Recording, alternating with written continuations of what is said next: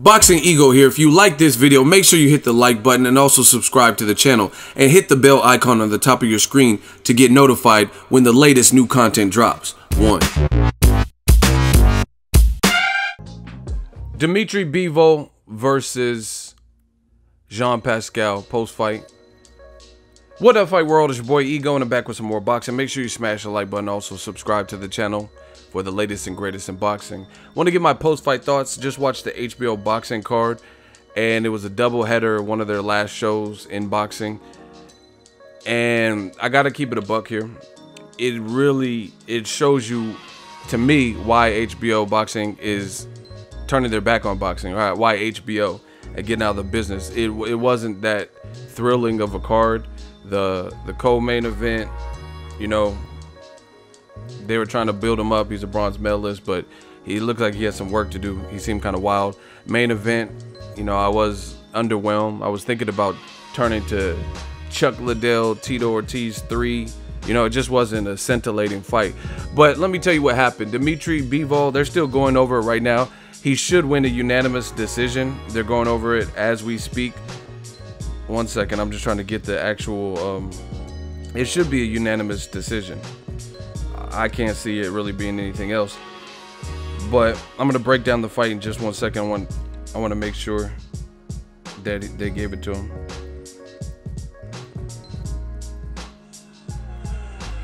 Yeah, so he did win the unanimous decision. Rightful decision. This fight, to me, it wasn't, aside from the entertainment value, wasn't really it. I feel like it didn't do Dmitry Bivol any favors because he's the champion, and again, he's going the full distance with a guy like Pascal. To me, Pascal, I didn't really like his body language throughout the fight. He looked like real stiff. I think he got hurt in round 1 or 2, and just him walking to his corner, his legs looked kind of shot. Like it just looked like wooden. Like, I don't know. It didn't look good. But Pascal was in good shape. He showed a tremendous heart, and he was able to hang on and hang in there.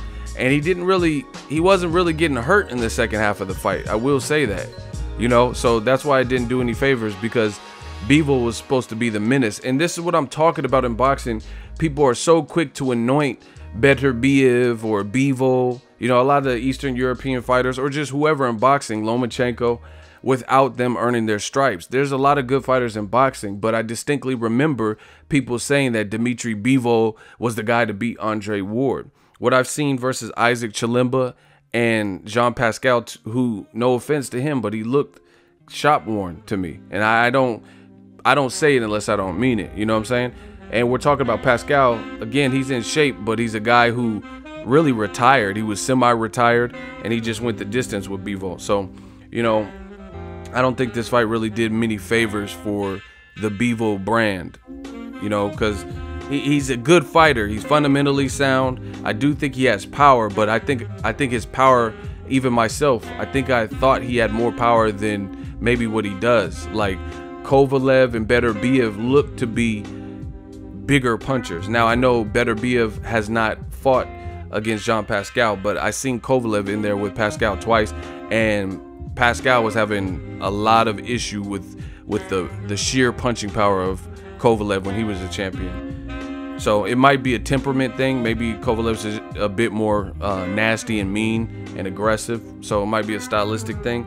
But I don't think this fight really did any favors for Bivol. I'm just gonna repeat that, just because you're in there with the game veteran people. I honestly, if you guys see me on Twitter, I thought he was gonna knock out Pascal. And I understand I'm realistic with boxing, and I understand you're not gonna knock everyone out, but we've seen Pascal knock out. He didn't even get knocked down in the fight. Plus, he looked kind of like he was on a boat. His legs didn't look great. His body language, he was wild. It looked like there were spots where he got tired, and Bivol couldn't pull the trigger. So that, plus the Isaac Chilemba fight, is gonna be probably difficult, you know. And like I said, people just quickly anoint, oh, this is the guy to beat Andre Ward. They say Shabransky could beat Andre Ward. Badou Jack gave up his belt. They said he was ducking Dmitry Bivol. Badou Jack versus Dmitry Bivol is a good fight. It's a very good fight. Bivol didn't get, Badou Jack didn't get knocked out by Adonis Stevenson. And in terms of sheer power, it looks like Adonis Stevenson has more power than Bivol.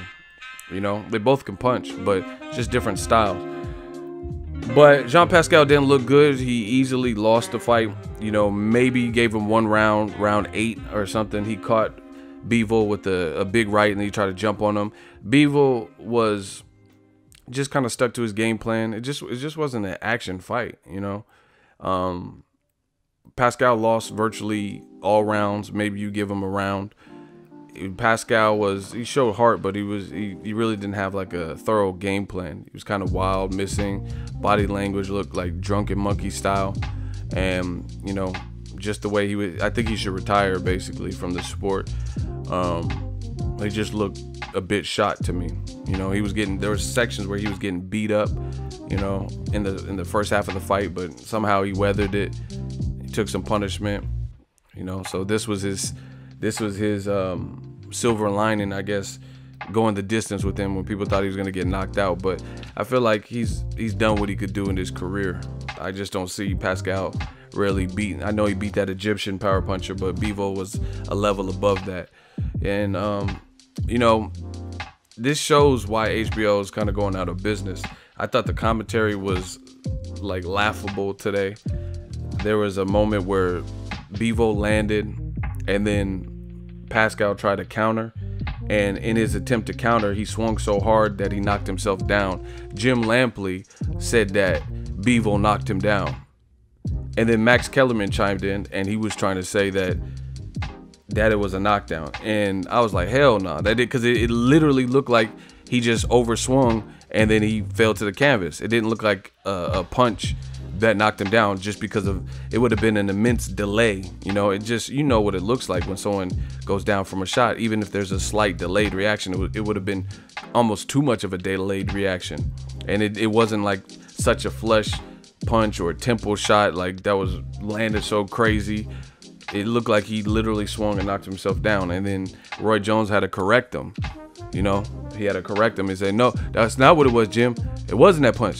He said he was gonna fall down regardless of that, because, you know, the way he swung, he turned himself around the whole fight. Like, he was swinging so wild, he was like spinning himself around, and you know, that's just kind of how Pascal fights. He's wild like that, you know. But overall, just wasn't that impressive of a performance,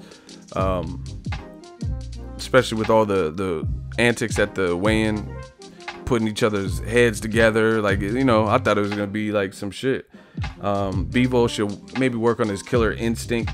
I mean, I can't give him too much slack because it was a dominant performance, but I think he could have stopped Pascal. He just would have had to put some things together. But I mean, fundamentally, he's good. Al Heyman's winning too, because randomly, instead of talking about the main event, they started talking about Errol Spence versus Mikey Garcia on this telecast. But HBO just kind of lost it for me. You know, there was a point where Harold Letterman, it sounded like he was eating. Okay, Jim. I'm like, damn, they really aren't tripping. Like, they got Harold Letterman eating and giving his scorecard.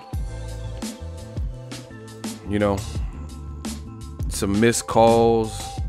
You know, Max Kellerman, he admitted that the co-main event was a mismatch.